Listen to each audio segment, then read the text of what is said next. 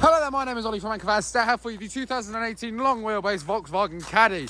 Now this does come with 6 doors and is a small van. Now this has 2 seats on it, 44,000 miles on it, a manual transmission which does of course have 5 gears upon it, Bluetooth connectivity, parking sensors, as well as cruise control, hands-free cooling, and also voice assist can be controlled on the steering wheel, heating and air conditioning just above.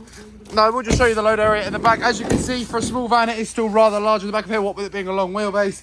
There is of course ply line, and there are some car coverings to tie down any loads you may want to carry. And I will show you this space from the rear as well.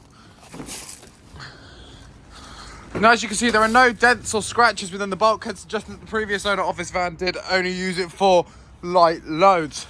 Now, if you would like to find out more about this Volkswagen Caddy, then please do feel free to head over to our website, anchorvans.co.uk is in the description below, or you can check out our site in Padworth just outside of Reading if you don't live too far away.